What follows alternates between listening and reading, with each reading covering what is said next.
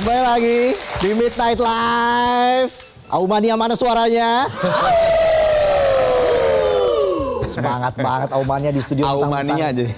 Aumania. Mentang-mentang ada Mas Ariel dan Kang Arman di sini ya. Semangat. Sampai berdiri semua di belakang biasanya lesehan tuh.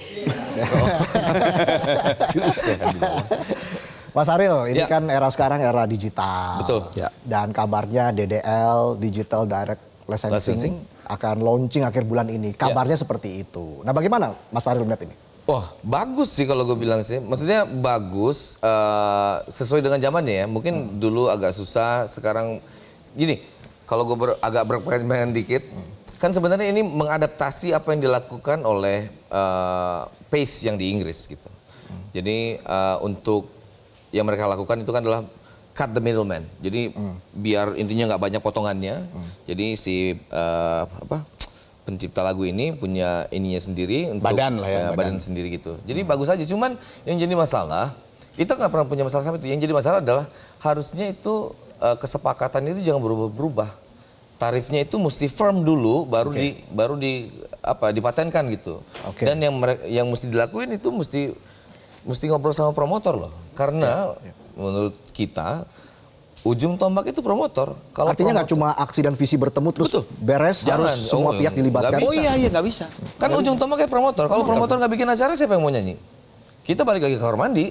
Maksudnya kalau kita nggak nyanyi, kan cuma nyanyi di kamar mandi maksudnya gitu. Mungkin kalau nambahin akhirnya maksudnya promotor nggak mau acara tuh, apakah promotor setuju dengan itu? Apakah promotor setuju nggak dengan hitungan dengan tarifnya? Gitu. Tarifnya kan harus di confirm dulu antar mereka. Karena kalau penyanyi sebenarnya nggak ada masalah kan sebenarnya. Kalau Ariel nyanyi, ya udah nyanyi, Ariel nyanyi aja. Kan yang bayar kan top promotor atau gitu. Nah itu dulu tuh harus dikonfirm dulu. Sebenarnya bagus aja. Bagus aja. Bagus. Apapun yang bisa mensejahterakan pencipta lagu, harusnya bagus. Cuman harus dijaga biar si ekosistemnya ini sehat. Biar maju, karena industri musik Indonesia itu termasuk maju loh di Asia ini. Kan kita jalan-jalan kemana-mana kita lihat ya gitu, dibandingkan dengan negara tetangga yang ini satu dan lainnya, itu udah bagus banget. Kita itu salah satu yang banyak banget yang suka masih dengerin lokal gitu. Penduduk Indonesia sendiri. Masyarakat kita gitu. Iya. Ama itu juga tadi yang masalah yang ini ada ketinggalan juga masalah yang tadi ya mengenai DDL itu. Di luar itu kan memang yang menentukan tarif dan sebagainya itu stakeholder musik, ya kan? Oh ya. Tapi di Indonesia ketika yang tadi 2% dan sebagainya, pemerintah ikut. Nah, maksudnya adalah ketika memang DDL mau disahkan atau di launching, kan ada hukum pemerintah nih yang sedang berlaku, ya harus ngobrol dulu karena takutnya kan tertabrakan. Dengan hukum, iya kan? Sedangkan LMKN itu membawahi sekarang berapa ya? 14? Ada 14 LMK? Ya jadi maksudnya gini, kayak aksi itu mestinya ya tanya ke pemerintah ini gimana? Oke nggak yang dia bikin, karena itu akan langsung berhadapan dengan apa yang sudah diatur sama pemerintah kan gitu. Karena pemerintah itu kan di Undang-Undang Hak Cipta itu blanket license kan. Nah ini kan digital direct license gitu. Nah kalau di luar negeri memang dari awal udah stakeholder, jadi pemerintah tuh nggak ada hubungannya. Jadi memang karena dari awal dari stakeholder berarti kan udah confirm begini ya gitu. Nah kalau ini tuh ada satu undang-undang yang pemerintah tuh memberlakukan blanket license. Nah ini kan akan tabrakan. Nah berarti harus confirm dulu tuh itu gitu. Dan ini terus dikomunikasikan oleh visi ke pemerintah pastinya. Iya, setiap kita ketemu saya Pak tolong. Respon mereka seperti apa?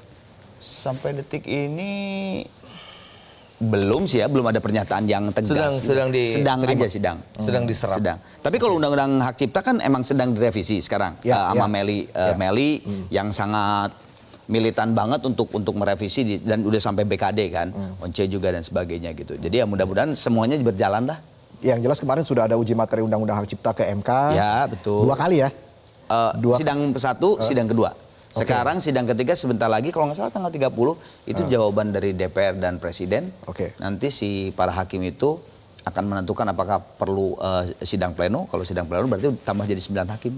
Gitu. Ya. Tapi banyak catatan juga kemarin dari 2 sidang tersebut ya. Dari sidang 1 ke sidang 2. Kan kalau sidang 1 catatan wajar lah ya. Karena kan ada kekurangannya apa. Tapi yang gini, di catatan sidang 1 banyak catatan, tapi hakim ketua itu udah ngomong dengan jelas bahwa kalian datang ke sini ke MK salah satu perbuatan yang benar, dibenarkan. Oke. Benar kalian datang ke sini. Satu itu catatan. Yang kedua kemarin hakim ketua juga ngomong bahwa wah kalian ini para lawyernya hebat nih 2 minggu ini kayaknya nggak tidur ya. Karena PR-nya semuanya dikerjain. Ya, berarti kan udah benar kan? Dalam 2 minggu ya? Ya dalam 2 minggu. Nah tinggal sekarang sidang ketiganya menurut lawyer kita jawaban dari DPR dan Presiden nanti mungkin baru dihitung lagi oleh para hakim itu. Oke. Kembali lagi dalam situasi status quo saat ini Yap, di mana dampaknya ini kan juga cukup berat bagi musisi muda. Nah kalau hal ini terus terjadi belum ada keputusan dari pemerintah, apa dampaknya kalau musisi takut tampil gara-gara royalti nih? Mungkin Mas Ariel? Ini yang paling mengerikan Iya, sebetulnya. Maksudnya bukan cuma musisi takut tampil ya. Yang pertama itu kan yang saya bilang tadi, stakeholdernya ada banyak. Ujung tombaknya itu promotor. Oke. Kalau promotor udah nggak mau lagi bikin acara karena Ya. mungkin rate-nya terlalu tinggi dan segala macamnya, kan jadi nggak ada yang nyanyi lagi nanti. Kita nyanyinya ya udah di rumah masing-masing. Kalau kita aja nggak bisa nyanyi, apalagi hak pencipta lagu tambah nggak jalan kan itu. Oke. Itu yang pertama. Dan yang kedua yang paling penting juga adalah Ini penting banget. ini kalau semisalnya orang pada takut nyanyi lagu bahasa Indonesia, mereka kan pilih lagu nyanyi luar, lagu luar. Karena kan kalau nyanyi lagu luar negeri nggak perlu repot-repot, mereka tinggal ke LMK. Udah pasti Sesuai kan? dengan peraturan yang Sesuai ada dengan di peraturan yang ada. seluruh dunia ini gitu. Wah dampaknya sangat berbahaya bagi Bahaya. perkembangan musik Indonesia ya. Yang bahaya yang kedua yang Ariel tadi bilang Iya, ada iya. budaya Indonesia akan hilang satu Betul. garis. Itu bahaya. Kan Karena kalau nyanyi bahasa Indonesia, lagu bahasa Indonesia takut dituntut.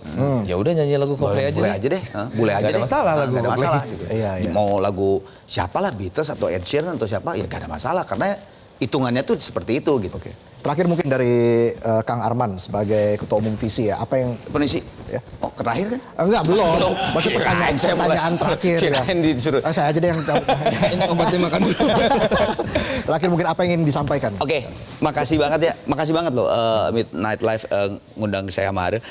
Saya sih 3 poin. Yang pertama adalah pemerintah atau negara please banget tolong berilah kepastian untuk seluruh stakeholder musik saat ini. Karena ini benar-benar status quo. Yang ini dituntut, yang itu dituntut, yang ini dan sebagainya. Please pemerintah atau negara turun tangan, turun.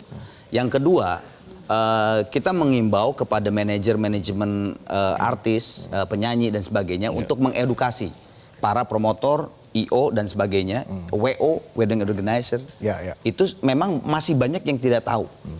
Tolong kalau lebih patennya lagi kasih di klausul kontrak, diadain di situ dan diterangin. Dan kalau perlu, ini kontrak ini, klausul ini adalah kamu tuh harus bayar ya ke LMK. Aduh gimana? Saya nggak ngerti nih Kang. Oke, gua ajarin. Lu masuk ke websitenya LMKN, di situ ada formnya, gini, transfer dan sebagainya. Itu please, ini kan untuk mensejahterakan para pencipta dan ya. mensosialisasikan. Satu lagi, please banget promotor, IO, bayar ya, jangan nakal. Karena masih banyak yang nakal. Banyak yang nakal. Banyak Nah, banget. itu dia. Ada yang nggak tahu, ada yang tahu tapi pura-pura nggak tahu. Itu lebih bahaya tuh, ada yang tahu tapi pura-pura nggak tahu tuh ya. Semoga setelah Mas Ariel dan juga Kang Arman sharing di Midnight Live didengar oleh pemerintah ya. Amin. Amin. Ini juga demi kesejahteraan musisi di Indonesia. Kita berikan tepuk tangan untuk Mas Ariel dan juga Kang Arman. Kami persilahkan Ariel dan juga Mas Arman. Tadinya mau ketawa gak enak. Tersandung udah saya. ketawa aja deh. Gak apa-apa, di sini ketawa-ketawa doang acaranya. Terima kasih sekali lagi Kang Ariel dan juga Mas Arman, sukses selalu. Sama-sama. Untuk karirnya dan sehat selalu, itu yang paling penting. Terima kasih penonton dan juga Aumania. Kita berjumpa lagi di Midnight Live hari Selasa depan. Karena minggu depan Midnight Live akan tambah jam tayang. Sampai jumpa di Midnight Live.